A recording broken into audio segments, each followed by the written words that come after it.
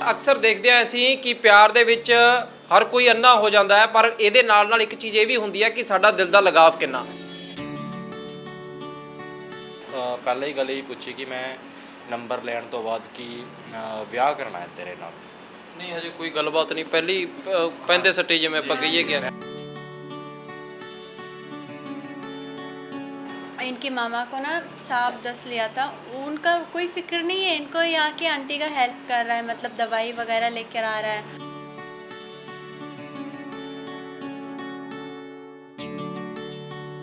अच्छा। 3 महीने से जब फर्स्ट टाइम ये मिली थी तब मैं 3 महीने तक इसको ढूंढ ही रहा था कि कहाँ मिलेगी, तो 3 महीने बाद ये कुदरती मिली मुझे। ਵਿਆਹ ਨਹੀਂ ਸੌਖਾ ਹੋ ਗਿਆ ਸੀ ਆਖਰਕਾਰ ਜਿਸ ਤਰ੍ਹਾਂ ਦੇ ਨਾਲ ਤੁਹਾਡੀ ਮੁਲਾਕਾਤਾਂ ਹੋਈਆਂ। ਇਹਦੇ ਵੱਲੋਂ ਕੋਈ ਦਿੱਕਤ ਨਹੀਂ ਸੀਗੀ। ਇਹ 6 ਮਹੀਨੇ ਦਾ ਟਾਈਮ ਪੀਰੀਅਡ ਤਾਂ ਰੱਖਾ ਗਿਆ ਸੀਗਾ ਤਾਂ ਕਿ ਇਹਦੇ ਘਰਦਿਆਂ ਨੂੰ ਮਨਾਇਆ ਜਾ ਸਕੇ। जो मेरी सासू माँ मम्मी उस फर्स्ट टाइम ही उन्होंने शगुन पकड़वा दिया क्या ਮੰਮੀ ਵੀ ਖੁਸ਼ ਹੋ ਗਏ ਹੋਣੇ, ਕਹਿੰਦੇ ਹੋਣੇ ਇੰਨੇ ਸੋਹਣੀ ਕੁੜੀ ਸੋਹਣੀ ਸੁਨੱਖੀ ਲਿਆਂਦੀ। ਉਦੋਂ ਪਤਾ ਸੀ ਮੰਮੀ ਨੂੰ ਵੀ ਇੰਨੀ ਸੋਹਣੀ ਸੁਨੱਖੀ ਕੁੜੀ ਅਫਗਾਨਿਸਤਾਨ ਦੀ ਹੈ। ਮੈਂ ਦੂਜੀ ਵਾਰ ਤੇ ਮੈਂ ਕਿਹਾ ਚੱਲ ਧੋਖਾ ਧੁੱਖਾ ਵਾਲੀ ਤਾਂ ਕੋਈ ਗੱਲ ਨਹੀਂ, ਮੈਂ ਸਿੱਧਾ ਤੈਨੂੰ ਵੀ ਵਿਸ਼ਵਾਸ ਰਵੇ ਮੇਰੇ ਤੇ ਮੈਂ ਤੈਨੂੰ ਸਿੱਧਾ ਆਪਣੇ ਘਰਦਿਆਂ ਨੂੰ ਮਿਲਾਣਾ। ਤੇ ਸਭ ਤੋਂ ਪਹਿਲਾਂ ਪੁੱਤ ਆਪਣੀ ਮਾਂ ਦਾ ਨਾਲ ਬਹੁਤ ਪਿਆਰ ਹੁੰਦਾ ਤੇ ਮੈਂ ਤਾਂ ਮੇਰੀ ਮਾਂ ਨਾਲ ਮਿਲ। अभी भी मुझे याद है सर, इनकी मम्मी ने मुझे 501 रुपये शगुन पकड़वाया था। ਇਹਨੇ ਕੁਝ ਦੇਖਣਾ ਨਹੀਂ ਕਿ ਕਾਲਜ ਹੈ ਜਾਂ ਕੀ ਹੈ, ਬਸ ਇਹਨੇ ਆ ਜਾਣਾ। ਇਹਨੂੰ ਇੰਨਾ ਭਰੋਸਾ ਸੀਗਾ ਮੇਰੇ ਤੇ ਕਿ ਘਰਦਿਆਂ ਨੂੰ, ਔਰ ਮੈਂ ਕੀ ਬਾਤ ਹੈ, ਕੀ ਚੀਜ਼ ਲੱਭ ਗਈ ਹੈ।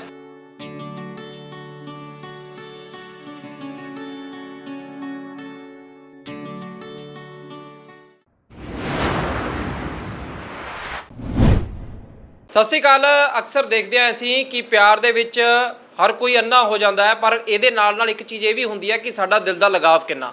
ਕਈ ਵਾਰ ਦੇਖਿਆ ਅਸੀਂ ਇਸ ਤਰ੍ਹਾਂ ਦੇ ਮਾਮਲੇ ਕਿ ਆਖਰਕਾਰ ਜਦੋਂ ਪਿਆਰ ਦੇ ਵਿੱਚ ਪੈ ਕੇ ਦੋ ਜਾਨਾਂ ਇੱਕ ਹੁੰਦੀਆਂ ਨੇ ਤਾਂ ਉਦੋਂ ਬਾਅਦ ਦੇ ਵਿੱਚ ਉਹਨਾਂ ਵਾਸਤੇ ਖਤਰਾ ਵੀ ਓਡਾ ਵੱਡਾ ਬਣ ਜਾਂਦਾ ਹੈ। ਤੇ ਇਹੀ ਕਹਾਣੀ ਹੈ ਜਿਹੜੀ ਅੱਜ ਤੁਹਾਨੂੰ ਦੱਸਣ ਜਾ ਰਹੇ ਹਾਂ। ਤੇ ਨਾਲ ਹੀ ਉਹਦੇ ਇਹ ਕਿ ਆਖਰਕਾਰ ਵਿਆਹ ਨੂੰ ਭਾਵੇਂ ਕਾਫੀ ਵਕਫਾ ਹੋ ਚੁੱਕਿਆ, ਪਰ ਅੱਜ ਵੀ ਉਹਨਾਂ ਨੂੰ ਡਰ ਸਤਾਉਂਦਾ ਹੈ ਕਿਤੇ ਉਹਨਾਂ ਦੇ ਘਰ ਦੇ ਯਾਨੀ ਕਿ ਕੁੜੀ ਦੇ ਘਰ ਦੇ ਉਹਨਾਂ ਦੀ ਜਾਨ ਨਾ ਲੈ ਲੈਣ। ਸਾਡੇ ਨਾਲ ਮੌਲਾਨਾ ਹੈਗੇ ਨੇਗੇ ਤੇ ਨਾਲ ਉਹਨਾਂ ਦੇ ਹਸਬੈਂਡ ਨੇ। ਲਵ ਮੈਰਿਜ ਹੋਈ ਸੀ ਕਾਫੀ ਟਾਈਮ ਪਹਿਲਾਂ। ਉਦੋਂ ਵੀ ਅਸੀਂ ਇੱਕ ਵਾਰੀ ਸਟਾਰਟਿੰਗ 'ਚ ਅਸੀਂ ਜਦੋਂ ਇਹਨਾਂ ਨੂੰ ਮਿਲੇ ਸੀ, ਇਹਨਾਂ ਨੇ ਆਪਣੀ ਪੂਰੀ ਕਹਾਣੀ ਸੁਣਾਈ ਸੀ। ਇੱਕ ਵਾਰੀ ਛੋਟਾ ਜਿਹਾ ਹਿੱਸਾ ਤੁਹਾਨੂੰ ਦੁਬਾਰੇ ਸੁਣਾਉਣ ਦੀ ਕੋਸ਼ਿਸ਼ ਕਰਾਂਗੇ ਜਿਹੜੇ ਦਰਸ਼ਕਾਂ ਨੂੰ ਨਹੀਂ ਪਤਾ। ਮੌਲਾਨਾ ਜੇ ਕਹੀਏ ਕਿੰਨਾ ਸਮਾਂ ਹੋ ਗਿਆ ਹੁਣ ਮੈਰਿਜ ਨੂੰ, ਕਿਉਂਕਿ ਆਪਾਂ ਕਾਫੀ ਸਮਾਂ ਪਹਿਲਾਂ ਜਦੋਂ ਤੁਹਾਡੇ ਨਾਲ ਮੁਲਾਕਾਤ ਕਰੀ ਸੀ ਹਾਲਾਤ ਉਹੀ ਨੇ ਖੈਰ ਕਿ ਤੁਹਾਨੂੰ ਖਤਰਾ ਹੈ ਪਰਿਵਾਰ ਤੋਂ, ਪਰ ਟਾਈਮ ਕਿੰਨਾ ਹੋ ਗਿਆ ਤੁਹਾਡੀ ਮੈਰਿਜ ਨੂੰ? नमस्कार सर, हमारी शादी को अभी 2.5 साल हो रहा है सर। 2 साल से ऊपर हो गया। 2020 में हम 24 जून को शादी की थी सर हमने, मतलब 2.5 साल हो गया शादी को। पर देखें हालात कुछ नहीं बदले, वैसे के वैसे है सर। पिछले हालात भी थोड़ा बहुत ठीक था, अब जो अभी सुनने में आ रहा है तो उससे थोड़ा सा बदतर हो रहा है सर हालात। दोबारा इन सब चीज़ों पे बात करूँगा। थोड़ा सा एक बार ये बता दो कि आखिर एकदम एक दूसरे के टच में आए कैसे आप? हम 2018 के एंड में 2019 शुरू होने वाला था, हम मिले थे चंडीगढ़ में। मतलब ये भी मेरे भाई के दोस्त है। मतलब मेरा अपेंडिक्स का प्रॉब्लम चल रहा था, फिर बीच में भाई ने अपने दोस्त को कॉल किया था कि मेरे बहन का थोड़ा सा तबीयत ख़राब है, तो उस बीच उन्होंने इनको कॉल करके इनको बोल दिया था कि इनकी थोड़ा सा हेल्प कर दो। फिर उसी दौरान हमारी मुलाकात हुआ था सर। आप अफ़गानिस्तान से हो, अभी तो आप अच्छी खासी हिंदी बोल रहे हो। उस समय था इतना ज्ञान, क्योंकि अभी 2.5 साल हो गए आपको यहाँ रहते हुए, ये सब चीज़ें बाद में सीखी या उस समय भी था कि क्योंकि एक दूसरे के साथ कम्युनिकेट करना जब तक ना आए तो प्यार तो दूर की बात हो जाती? नहीं, उस समय भी समझ आता था सर, ऐसा नहीं कि मुझे नहीं आता था। मतलब बोलती भी थी मैं थोड़ा बहुत हिंदी सर, इतनी ज़्यादा नहीं, थोड़ा बहुत। तो मतलब उस टाइम पे इन्होंने जब आप पढ़ाई कर रहे थे? हाँ जी सर, मतलब एग्ज़ाम के मेरा फाइनल एग्ज़ाम के एग्ज़ाम चल रहा था, फिर मैं एग्ज़ाम भी इतना दे नहीं पाई। मैं बीच में ये अपेंडिक्स का प्रॉब्लम हुआ तो मुझे बीच में छोड़ना पड़ा सेकेंड ईयर में। ਤੁਸੀਂ ਜੇ ਕਿਹਾ ਜਾਵੇ ਜਿਸ ਤਰ੍ਹਾਂ ਦੇ ਨਾਲ ਇੱਕ ਦੂਜੇ ਦੇ ਨੇੜੇ ਕਿਵੇਂ ਆਏ ਆਖਰਕਾਰ, ਕਿਉਂਕਿ ਇੱਕ ਪਾਸੇ ਦੂਸਰੇ ਦੇਸ਼ ਦੀ ਕੁੜੀ ਤੇ ਨਾਲ ਹੀ ਜਿਹਨੂੰ ਪ੍ਰੋਪਰ ਨਾ ਤੁਹਾਡੀ ਭਾਸ਼ਾ ਆਉਂਦੀ ਆ, ਪਰ ਜੇ ਕਹੀਏ ਕਿ ਦਿਲ ਤੁਹਾਡੇ ਇੱਕ ਦੂਜੇ ਦੇ ਨਾਲ ਬੜੇ ਮਿਲੇ? ਜੀ ਸਰ ਇਹ ਕਹਿ ਸਕਦੇ ਹਾਂ ਫਸਟ ਐਟ ਲਵ ਸਾਈਟ ਤੇ ਉਹ ਇਹਦੇ ਨਾਲ ਹੋਇਆ ਸੀਗਾ। ਤੇ ਜਦੋਂ ਮੈਂ ਇਹਨੂੰ ਦੇਖਿਆ ਸੀਗਾ ਕਿ ਅੱਛਾ ਇਹਦਾ ਇਲਾਜ ਕਰਾਉਣਾ ਤੇ ਮੈਂ ਚਲੋ ਘਰ ਦੇ ਸੀਗੇ ਸਪੋਰਟ 'ਚ ਵੀ ਸੀਗੇ ਤੇ ਲੋਕਲ ਚੰਡੀਗੜ੍ਹ ਹੋਣ ਦੀ ਵਜ੍ਹਾ ਨਾਲ ਮੈਨੂੰ ਕੋਈ ਵਾਕਫ ਹੀ ਸੀਗੀ ਤੇ ਇਹਦਾ ਇਲਾਜ ਕਿੱਥੇ ਸੀ ਤੁਸੀਂ ਉਦੋਂ ਚੰਡੀਗੜ੍ਹ ਹੀ ਰਹਿੰਦੇ ਸੀ? ਚੰਡੀਗੜ੍ਹ ਹੀ, ਹਾਂ। ਇਹ ਪੜ੍ਹਾਈ ਕਰਨ ਆਈ ਸੀਗੀ ਇੱਥੇ ਤੇ ਇਹਦੇ ਭਰਾ ਦੇ ਅੱਗੇ ਯਾਰ ਦੋਸਤ ਦੇ ਅੱਗੇ ਵੀ ਯਾਰ ਦੋਸਤ ਉਹ ਮੇਰੇ ਜਾਣਕਾਰ ਸੀਗੇ ਕਿਤੇ, ਤੇ ਮੈਂ ਬਿਜ਼ਨਸ ਕਰਦਾ ਸੀਗਾ ਤੇ ਉਹ ਮੇਰੇ ਬਿਜ਼ਨਸ 'ਚ ਕੁਝ ਕਰਦੇ ਰਹਿੰਦੇ ਸੀਗੇ ਮਦਦ, ਕੁਝ ਲੈ ਲਿਆ ਕੋਈ ਜਾਇ ਐਜ਼ ਏ ਕਸਟਮਰ ਸੀਗੇ ਤੇ ਉਹਨਾਂ ਨੇ ਮੈਨੂੰ ਅਪੀਲ ਕੀਤੀ ਕਿ ਇਹ ਸਾਡੇ ਨੌਨ 'ਚ ਹੈਗੇ ਤੇ ਤੁਸੀਂ ਹੈਲਪ ਕਰੋਗੇ। ਮੈਂ ਕਿਉਂ ਨਹੀਂ ਕਰੂੰਗਾ। ਚਲੋ ਜਦੋਂ ਮੈਂ ਮਿਲਿਆ ਤੇ ਮੈਂ ਫਿਰ ਮੈਨੂੰ ਪਸੰਦ ਆਈ ਕੁੜੀ ਤੇ ਇਹਦਾ ਚਲੋ ਪਹਿਲਾਂ ਤਾਂ ਇਲਾਜ ਵਿਲਾਜ ਜੋ ਵੀ ਸੀਗਾ ਇਹਦੀ ਪ੍ਰੋਬਲਮ ਪਹਿਲਾਂ ਉਹ ਸੌਟ ਆਊਟ ਕਰੀ। ਫਿਰ ਮੈਂ ਇਸ ਤੋਂ ਵੱਧ ਮੈਨੂੰ ਪਹਿਲਾਂ ਹੀ ਗੱਲ ਇਹ ਪੁੱਛੀ ਕਿ ਮੈਂ ਨੰਬਰ ਲੈਣ ਤੋਂ ਬਾਅਦ ਕਿ ਵਿਆਹ ਕਰਨਾ ਹੈ ਤੇਰੇ ਨਾਲ। ਨਹੀਂ ਹਜੇ ਕੋਈ ਗੱਲਬਾਤ ਨਹੀਂ, ਪਹਿਲੀ ਪੈਂਦੇ ਸੱਟੇ ਜਿਵੇਂ ਆਪਾਂ ਕਹੀਏ ਕਿ ਮੈਂ ਪਹਿਲਾਂ ਹੀ ਗੱਲ 'ਚ ਮੈਂ ਇਹਨੂੰ ਇਹੀ ਕਿਹਾ ਸੀਗਾ ਕਿ ਮੈਂ ਤੇਰੇ ਨਾਲ ਵਿਆਹ ਕਰਾਉਣਾ ਹੈ, ਜੇ ਤੈਨੂੰ ਪਸੰਦ ਹੈ ਤੂੰ ਦੱਸ। ਕੋਈ ਧੋਖੇ ਵਾਲੀ ਗੱਲ ਨਹੀਂ, ਕੋਈ ਨੇਰਾ ਨਹੀਂ ਪਾਉਣਾ ਹੈਗਾ ਤੇ ਆਪਾਂ ਸਿੱਧਾ ਗੱਲ ਦਾ ਚਾਨਣਾ ਪਾਇਆ ਹੈ ਕਿ ਮੈਂ ਤੇਰੇ ਨਾਲ ਵਿਆਹ ਕਰਾਉਣਾ ਹੈ, ਤੂੰ ਦੱਸ ਤੂੰ ਕੀ ਚਾਹੁੰਦੀ ਹੈ ਕਿ ਵਿਆਹ ਕਰਾਉਣਾ ਹੈ, ਤੇਰਾ ਹੈ ਮਨ ਮੇਰੇ ਨਾਲ ਵਿਆਹ ਕਰਾਉਣ 'ਚ। ਇਹ ਗੱਲਬਾਤ ਹੋ ਹੀ ਰਹੀ ਸੀਗੀ ਆਪਣੀ ਕਾਫੀ ਦਿਨਾਂ ਦੀ ਤੇ ਐਜ਼ ਏ ਫਰੈਂਡ ਹੋ ਰਹੀ ਸੀਗੀ, ਐਜ਼ ਏ ਚਾਹੇ ਚਲੋ ਹੈਲਪਰ ਹੋ ਰਹੀ ਸੀਗੀ ਕਿ ਇਹਨਾਂ ਨੇ ਮੇਰੀ ਮਦਦ ਕੀਤੀ ਹੈ, ਲੇਕਿਨ ਮੈਂ ਇਹਨੂੰ ਗੱਲ ਇਹੀ ਪੁੱਛੀ ਸੀਗੀ ਤੇ ਉਹਦਾ ਚ ਦਾ ਜਵਾਬ ਇਹੀ है ਤੁਹਾਡੀ ਗੱਲ। आपको पता लग गया था कि आखिरकार इस एक बिल्कुल अनजान शख्स के ऊपर आप इतना यकीन कर सकते हो, वो भी एक बगाने मुल्क के बीच में जहाँ आप रहते हो, कि आखिर हाँ मैं उससे शादी कर लूँगी? एक्चुअली सर हम फर्स्ट टाइम ही जब मिले थे मैं हॉस्पिटल में था सर। उसके बाद 3 महीने बाद जब भी ये मिले थे मैं पीजीआई हॉस्पिटल में मिली थी मैं तब भी इनके साथ। मतलब मेरे आंटी का जो भी मतलब उनकी लड़की का थोड़ा सा तबीयत ठीक नहीं था, मैं उनके साथ गई थी। हमारे में ये ना कोई बीमार अगर घर से जाए तो उनके साथ ही जाते हैं हम कि ताकि उनका थोड़ा सा हेल्प हो जाए। फिर उसी दौरान ये फिर वही भी था, मतलब ये मुझे देख लिया, मैंने तो पहचान लिया ये तो वही है जो मेरा हेल्प किया था इन्होंने। मतलब थोड़ी देर आगे जाके फिर पीछे मोड़ के देख रहे हैं, फिर वापस आया। मतलब इनकी मामा को ना सांप डस लिया था, उनका कोई फिक्र नहीं है, इनको यहाँ के आंटी का हेल्प कर रहा है, मतलब दवाई वगैरह लेकर आ रहा है।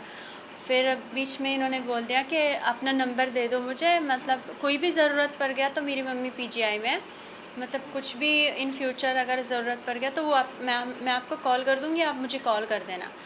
उसी रात इन्होंने उसी दिन मेरा नंबर ले लिया। फिर 9 बजे रात को इन्होंने प्रपोज़ कर दिया। क्या बात है, इतनी जल्दी है? बिल्कुल कहें ये तो झटपट भी नहीं कहेंगे कि उससे भी ज़्यादा जल्दी कि एक मुलाकात होती है, अगली मुलाकात में ये कहता है। लेकिन आपको ये नहीं लगा, डर नहीं लगा कि आखिरकार किसे, क्योंकि मैंने वेट किया ना इस चीज़ के लिए। 3 महीने से जब फर्स्ट टाइम ये मिली थी तो मैं 3 महीने तक इसको ढूंढ ही रहा था कि कहाँ मिलेगी, तो 3 महीने बाद ये कुदरती मिली मुझे। जैसे मैंने बताया कि हॉस्पिटल में मुलाकात हुई। लेकिन ऐसी भाषा ਚ ਕਹੀਏ ਵੀ ਅੱਖ ਤਾਂ ਉਦੀ ਰੱਖ ਲਈ ਕਿ ਆਖਿਰਕਾਰ ਜਦੋਂ ਅੱਗੇ ਜੀ ਜੀ ਬਿਲਕੁਲ। ਤੇ ਮੈਂ ਲੱਭ ਇਹਨੂੰ ਜਦ ਹੀ ਰਿਹਾ ਸੀਗਾ ਤੇ 3 ਮਹੀਨੇ ਬਾਅਦ ਇਹ ਵਾਪਸ ਮੈਨੂੰ ਲੱਭੀ ਤੇ ਮੈਂ ਹੁਣ ਮੇਰੀ ਹਿੰਮਤ ਨਹੀਂ ਸੀ ਕਿ ਮੈਂ ਭਰਾ ਦੇ ਨੰਬਰ ਕਿਸ ਤਰ੍ਹਾਂ ਮੰਗ ਲਵਾਂ ਤੇ ਇਹ ਕੁਦਰਤੀ ਪਰਮਾਤਮਾ ਵੱਲੋਂ ਆਪਣੀ ਦੁਬਾਰਾ ਮੁਲਾਕਾਤ ਹੋ ਗਈ, ਸਿਰੇ ਚੜ ਗਈ ਤੇ ਮੈਂ ਨੰਬਰ ਲੈ ਲਿਆ ਤੇ ਗੱਲਬਾਤ। ਵਿਆਹ ਸੌਖਾ ਹੀ ਹੋ ਗਿਆ ਸੀ ਤੁਹਾਡਾ? ਕਿਉਂਕਿ ਚਲੋ ਮੁਲਾਕਾਤ ਤਾਂ ਤੁਹਾਡੀ ਜੇ ਕਹਿ ਜਾਇਆ ਜਾਵੇ ਉਨੀ ਜ਼ਿਆਦਾ ਮੁਸ਼ਕਲ ਨਹੀਂ, ਹਾਲਾਂਕਿ ਕਈ ਲੋਕਾਂ ਦੀ ਚੁਣੌਤੀਆਂ ਹੁੰਦੀਆਂ। ਵਿਆਹ ਇੰਨਾ ਹੀ ਸੌਖਾ ਹੋ ਗਿਆ ਸੀ ਆਖਿਰਕਾਰ ਜਿਸ ਤਰ੍ਹਾਂ ਦੇ ਨਾਲ ਤੁਹਾਡੀ ਮੁਲਾਕਾਤਾਂ ਹੋਈਆਂ? ਸਰ ਵਿਆਹ ਵਾਸਤੇ ਜਦੋਂ ਅਸੀਂ ਗੱਲ ਕਰੀ ਇਹਨੇ ਹਾਂ ਕਰਤੀ ਸੀਗੀ ਵਿਆਹ ਵਾਸਤੇ ਕਿ ਹਾਂ ਜੀ ਜੇ ਤੁਸੀਂ ਵਿਆਹ ਕਰਾਉਣਾ ਹੈ ਮੇਰੇ ਨਾਲ ਤੇ ਮੈਨੂੰ ਤੁਸੀਂ ਬਹੁਤ ਪਸੰਦ ਹੋ, ਕਿਉਂਕਿ ਤੁਸੀਂ ਮੈਂ ਤੁਹਾਨੂੰ ਭਾਪ ਲਿਆ ਹੈਗਾ ਜੀ, ਤੁਸੀਂ ਹੈਲਪਫੁਲ ਬੰਦੇ ਹੋ, ਹੈਲਪਫੁਲ ਪਰਸਨ ਹੋ ਤੇ ਵਿਆਹ ਮੈਂ ਤੁਹਾਡੇ ਨਾਲ ਕਰਾਉਣ ਨੂੰ ਰਾਜੀ ਹਾਂ ਤੇ ਥੋੜ੍ਹਾ ਜਿਹਾ ਹੋਰ ਸਮਾਂ ਚਾਹੀਦਾ ਤੇ ਅਸੀਂ 6 ਮਹੀਨੇ ਦਾ ਉਹਦੇ ਵਿੱਚ ਟਾਈਮ ਪੀਰੀਅਡ ਰੱਖਿਆ। 6 ਮਹੀਨੇ ਦੇ ਵਿੱਚ ਇਹਦੇ ਵੱਲੋਂ ਕੋਈ ਦਿੱਕਤ ਨਹੀਂ ਸੀਗੀ। ਇਹ 6 ਮਹੀਨੇ ਦਾ ਟਾਈਮ ਪੀਰੀਅਡ ਤਾਂ ਰੱਖਾ ਗਿਆ ਸੀਗਾ ਤਾਂ ਕਿ ਇਹਦੇ ਘਰਦਿਆਂ ਨੂੰ ਮਨਾਇਆ ਜਾ ਸਕੇ ਤੇ 6 ਮਹੀਨੇ ਇਹਦੇ ਘਰਦਿਆਂ ਨੂੰ ਮਨਾਏ ਦੀ ਆਪਾਂ ਜੀ ਤੋੜ ਕੋਸ਼ਿਸ਼ ਜਿੰਨੀ ਹੋ ਸਕਦੀ ਸੀਗੀ, ਗੱਲ ਜਿੰਨੀ ਮੇਰੇ ਵੱਲੋਂ ਹੋ ਸਕਦੀ ਸੀਗੀ ਕਨਵਰਸੇਸ਼ਨ ਕਰਕੇ, ਕਿਉਂਕਿ ਆਪਣਾ ਲੈਂਗੁਏਜ ਪ੍ਰੋਬਲਮ ਸਭ ਤੋਂ ਵੱਡੀ ਹੈਗੀ ਹੈ ਤੇ ਟ੍ਰਾਂਸਫਰ ਆਪਾਂ ਗੱਲ ਕਿੱਦਾਂ ਕਰੀਏ ਹੁਣ, ਹੈ ਨਾ। ਤੇ ਟ੍ਰਾਂਸਲੇਸ਼ਨ ਇਹ ਕਰਦੀ ਸੀਗੀ, ਮੈਂ ਆਪਣੀ ਗੱਲ ਰੱਖਦਾ ਸੀਗਾ, ਇਹ ਆਪਣੀ ਗੱਲ ਕਹਿੰਦੀ ਸੀਗੀ ਤੇ ਫਿਰ ਉਸ ਤੋਂ ਬਾਅਦ ਨਹੀਂ ਮੰਨੇ 6 ਮਹੀਨੇ। ਫਿਰ ਮੈਂ ਇਸ ਤੋਂ ਲਾਸਟ ਪੁੱਛਿਆ ਕਿ ਮੰਨਣਾ ਤਾਂ ਹੈ ਨਹੀਂ, ਹੁਣ ਸਾਹਮਣੇ ਸਾਨੂੰ ਦਿਖ ਰਿਹਾ ਹੈਗਾ, ਨਹੀਂ ਮੰਨਣਾ, ਹੁਣ ਤੂੰ ਦੱਸ ਤੂੰ ਕਰਾਉਣਾ ਤੇ ਕਹਿੰਦੀ ਮੈਂ ਤਾਂ ਕਰਾਉਣਾ। ਤੁਹਾਡੇ ਘਰ ਦੇ ਮੰਨ ਗਏ ਸੀ? हाँ, सब तो पहला मैं तो घर दे ही मनाए अपने घरदियां ਨੂੰ ਮਿਲਾਇਆ। इन्होंने मुझे घर पे लेकर आया, मतलब मम्मी मार्केट में मिली जो मेरी सासू माँ मम्मी, उस फर्स्ट टाइम ही उन्होंने शगुन पकड़वा दिया। क्या मतलब ਖੁਸ਼ ਹੋ ਗਏ ਹੋਣੇ, ਕਹਿੰਦੇ ਉਹਨੇ ਇੰਨੇ ਸੋਹਣੀ ਕੁੜੀ ਸੋਹਣੀ ਸੁਨੱਖੀ ਲਿਆਂਦੀ। ਉਦੋਂ ਪਤਾ ਸੀ ਮੰਮੀ ਨੂੰ ਵੀ ਇੰਨੀ ਸੋਹਣੀ ਸੁਨੱਖੀ ਕੁੜੀ ਅਫਗਾਨਿਸਤਾਨ ਦੀ ਹੈ? ਨਹੀਂ, ਸੈਕਿੰਡ ਟਾਈਮ 'ਤੇ ਮੈਨੇ ਜਦ ਇਹਦੇ ਨਾਲ ਮੇਰੀ ਦੂਜੀ ਮੁਲਾਕਾਤ ਹੀ ਸੀਗੀ, ਫੋਨ ਤੇ ਗੱਲਾਂ ਹੁੰਦੀਆਂ ਰਹੀਆਂ ਤੇ ਮੈਂ ਦੂਜੀ ਵਾਰ 'ਚ ਮੈਂ ਕਿਹਾ ਚੱਲ ਧੋਖਾ ਧੁੱਖਾ ਵਾਲੀ ਤਾਂ ਕੋਈ ਗੱਲ ਨਹੀਂ, ਮੈਂ ਸਿੱਧਾ ਤੈਨੂੰ ਵੀ ਵਿਸ਼ਵਾਸ ਰਵੇ ਮੇਰੇ ਤੇ ਮੈਂ ਤੈਨੂੰ ਸਿੱਧਾ ਆਪਣੇ ਘਰਦਿਆਂ ਨੂੰ ਮਿਲਾਨਾ। ਤੇ ਸਭ ਤੋਂ ਪਹਿਲਾਂ ਪੁੱਤ ਆਪਣੀ ਮਾਂ ਦਾ ਨਾਲ ਬਹੁਤ ਪਿਆਰ ਹੁੰਦਾ ਤੇ मैं तो मेरी माँ नाल मिल। अभी भी मुझे याद है सर, इनकी मम्मी ने मुझे 501 रुपये शगुन पकड़वाया था। अभी भी मुझे ਯਾਨੀ याद ਕਿ ਮੰਮੀ ਨੇ ਤਾਂ ਜੇ ਪਹਿਲੀ ਸ਼ੁਰੂਆਤ ਦੇ ਵਿੱਚ ਹੀ ਉਹਨਾਂ ਨੇ ਤੁਹਾਨੂੰ ਜਦੋਂ ਇਹਨਾਂ ਨੇ ਦੱਸਿਆ ਹੋਣਾ ਪਰਿਵਾਰ ਦੇ ਵਿੱਚ ਪਹਿਲੀ ਵਾਰ ਦੇਖਣ ਵਾਰੀ ਸ਼ਗਨ ਫੜਾਤਾ। हाँ जी हाँ जी। फिर इनके तीसरे टाइम में इनके जो भाई लोग हैं, मतलब इनके रिश्तेदार लगता है, उनसे मिलवाया इन्होंने। फिर बातचीत होती थी बीच में, मतलब फिर मैं मनाने के लिए मैंने इनसे टाइम आप लिया इन था। सब चीज़ों के दौरान में, ये सारे समय के दौरान में आपको आपकी सहेलियों ने या किसी ने नहीं टोका कि कहीं कल को आपको ये पंजाबी या चंडीगढ़ का या कहीं कि यहाँ का लड़का कोई धोखा दे जाएगा? मैं शेयर ही नहीं करती थी सर अपने दिल की बात। अच्छा, बताते नहीं थे आप किसी को? नहीं सर, मैं बोला ही नहीं था किसी को कि इनके साथ ਦਿਲੋਂ ਦਿਲ ਇੰਨਾ ਖੁਸ਼ ਸੀਗੀ ਕਿ ਪੁੱਛੋ ਨਾ। ਮੈਂ ਜਦ ਇਹਨੂੰ ਕਹਿਣਾ ਅੰਨੇ ਭਾਂਜ ਆ ਜਾਣਾ ਇਹਨੇ, ਅੰਨੇ ਭਾਂਜ ਕਿ ਇਹਨੇ ਕੁਝ ਦੇਖਣਾ ਨਹੀਂ ਕਿ ਕਾਲਜ ਹੈ ਜਾਂ ਕੀ ਹੈ, ਬਸ ਇਹਨੇ ਆ ਜਾਣਾ। ਇਹਨੂੰ ਇੰਨਾ ਭਰੋਸਾ ਸੀਗਾ ਮੇਰੇ ਤੇ ਕਿ ਘਰਦਿਆਂ ਨੂੰ, ਔਰ ਮੈਂ क्या ਇਹਨੂੰ बात है, क्या चीज़ लग गई है? ਜੀ ਤੇ ਇਹਨੇ ਆ ਜਾਣਾ। ਅੱਛਾ ਮੇਰਾ ਭਰਾ ਆਇਆ ਹੈ, ਮੇਰਾ ਫਲਾਣਾ ਰਿਸ਼ਤੇਦਾਰ ਆਇਆ, ਮੈਂ ਹੁਣ ਜਦ ਵਿਆਹ ਦੀ ਗੱਲ ਤੂੰ ਹਾਂ ਕਰਤੀ ਹੈ, ਮੰਮੀ ਨੇ ਸ਼ਗਨ ਤੈਨੂੰ ਫੜਾਤਾ ਤੇ ਮਤਲਬ ਤੈਨੂੰ ਬਹੂ ਮੰਨ ਲਿਆ ਹੈਗਾ ਉਹਨਾਂ ਨੇ। ਤੇ ਹੁਣ ਇਹ ਜੇ ਕਹੀਏ ਕਿ ਪਹਿਲਾ ਸਟੈਪ ਤੁਹਾਡਾ ਪਿਆਰ ਵਾਲਾ ਸੀ, ਦੂਜਾ ਆ ਗਿਆ ਵਿਆਹ ਵਾਲਾ, ਤੀਸਰਾ ਜੇ ਦੇਖੀਏ ਤਾਂ ਜਦੋਂ ਆਪਾਂ ਸਮਾਜ ਦੇ ਵਿੱਚ ਵਿਚਰਦੇ ਹਾਂ ਉਦੋਂ ਨਹੀਂ ਕਦੇ ਲੋਕਾਂ ਨੇ ਤੁਹਾਡੇ ਕਾਸਟ ਵਾਈਜ਼ ਨਹੀਂ ਕੋਈ ਦਿੱਕਤ ਆਈ ਹੈਗੀ ਕਿ ਕੁੜੀ ਕੌਣ ਹੈ ਤੇ ਉਹ ਆਖਰਕਾਰ ਕਿਸ ਤਰ੍ਹਾਂ ਦੇ ਨਾਲ ਕਰ ਲਿਆ? ਗੁਆਂਢੀਆਂ ਦਾ ਤੇ ਦੋਸਤ ਮਿੱਤਰਾਂ ਦਾ ਰਿਐਕਸ਼ਨ ਕਿਹਾ ਜਾਂਦਾ? ਸਰ ਗਵਾਂਢੀਆਂ ਦਾ ਤਾਂ ਪਤਾ ਨਹੀਂ, ਪਰ ਰਿਸ਼ਤੇਦਾਰੀ 'ਚ ਥੋੜੀ ਮਾੜੀ ਮੋਟੀ ਰਹੀ ਕਿ ਕੌਣ ਕੁੜੀ ਕਿੱਦਾਂ ਕੁੜੀ।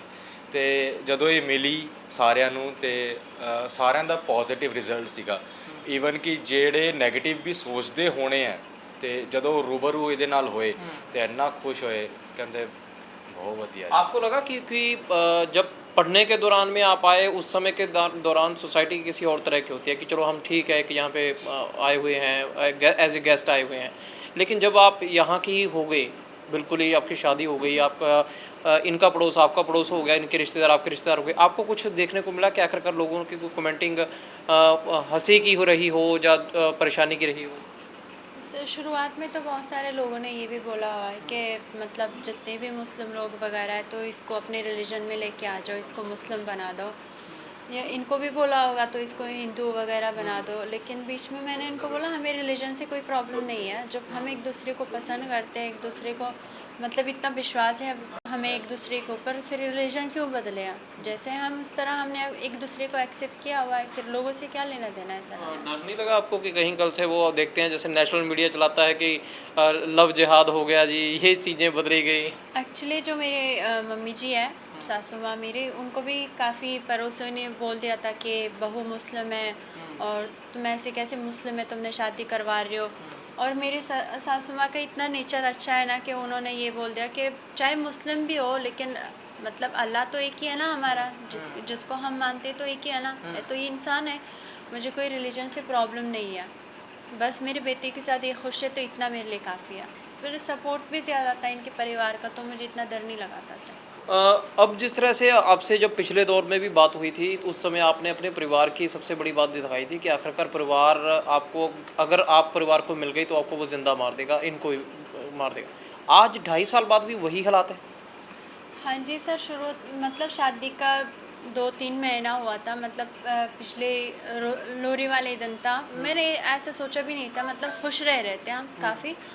फिर बीच में अचानक के कोई आया मेरे रिश्तेदारों में से, जो मम्मी के रिश्तेदार लगता है, जब से वो आया तो थोड़ा सा डर हुआ था, हमने पुलिस प्रोटेक्शन वगैरह भी ले रखा था हमने। फिर बीच में वो मतलब धमकियाँ आ रहा था लगातार, लेकिन इतनी ज़्यादा नहीं आ रहा था, तो बीच में हटा दिया था कि अभी कोई ज़रूरत नहीं है। जॉब वगैरह भी करने लगी थी मैं बीच में कि चलो अब मतलब थोड़ा सा माहौल ठीक हुआ, मतलब बीच में 2-3 कॉल वगैरह भी आता था, मतलब हफ्ते में 2-3। कहते क्या थे आपको वो आखिर, क्योंकि आपके परिवार के ही थे या वैसे ही कोई फ़ोन कर देता था? सर पे ये ज़्यादातर अगर मेरे परिवार से होता तो मैं पहचान लेती हूँ कि कौन है कौन नहीं है। किसी और को जितना क्या भी ज़रूरत कॉल पड़ी? आता था सर, जितना भी कॉल आता था है अफ़गानी, तो मैं इतना बोलता था मेरे जो अंकल हैं उनको जानते हैं वो।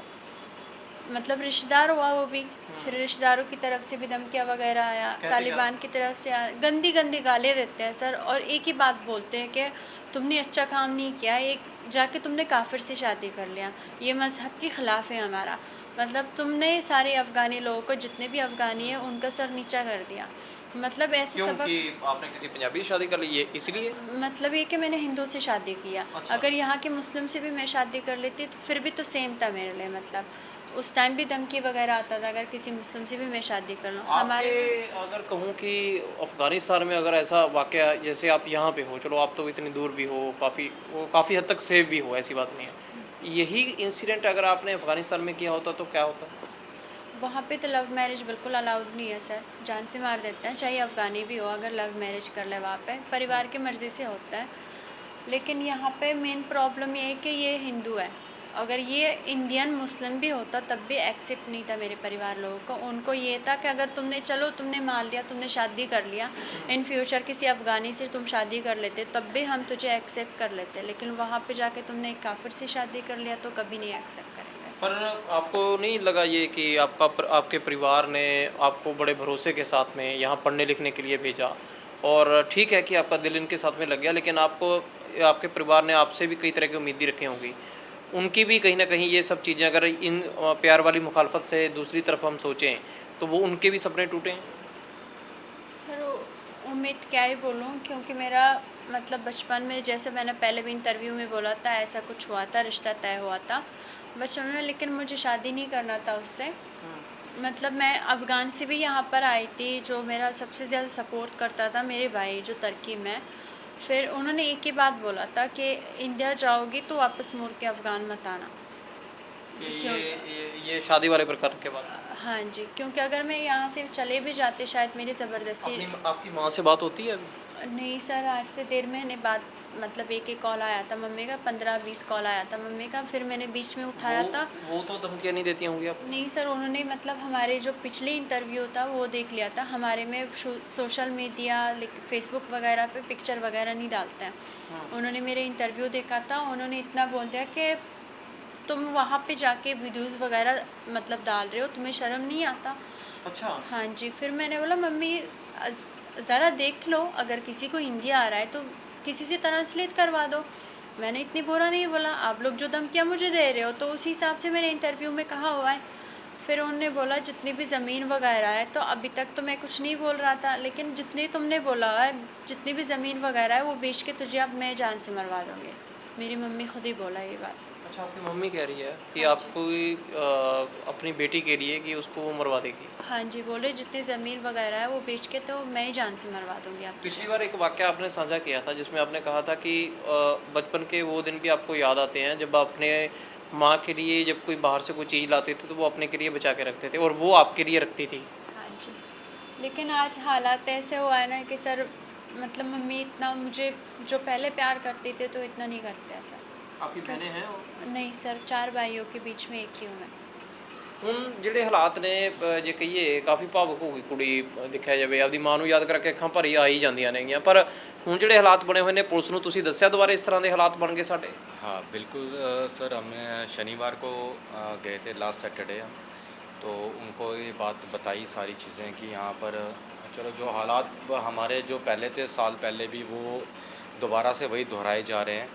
और आज सिर्फ जो मसला है वो सिर्फ एक फ़ोन कॉल की धमकियों का नहीं रह गया, या वीडियो कॉल्स का नहीं रह गया, या इंडियन नंबर की कॉल से धमकियाँ आ रही हैं, सिर्फ ये नहीं रह गया। जो आज से पहले ये वाक़या जो हो चुका है, जो लोग मेरे को फ़ोन पे फ़ोटो दिखाते दिखाते जो इसकी यहाँ तक मेरे शहर तक आ गए हैं, मेरी गलियों तक पहुँच चुके हैं, आज उन्हीं में से 5 लोग आ चुके हैं यहीं मेरे शहर, मेरी गलियां ढूंढ रहे हैं इसकी फ़ोटो दिखाकर। तो मन में डर सर मेरे तो ये बैठ गया, और मैंने इसको सबसे पहले कॉल करके पूछा कि कोई तेरे जान पहचान में हैं, ये ऐसे लोग कुछ तेरे को ढूंढ रहे हैं। तो मैंने सिर्फ इससे कंफर्मेशन लेनी चाहिए कि शायद हो सकता है कि कोई तेरी बात हुई हो, या कोई जान पहचान से आया हो, या कोई पता लेने आ गया हो, लेकिन इतना ये डर गई कि इसने वहीं से जॉब अपनी रिलीज़ करी, ड्यूटी ऑफ करी, और ये वापस बैक टू होम।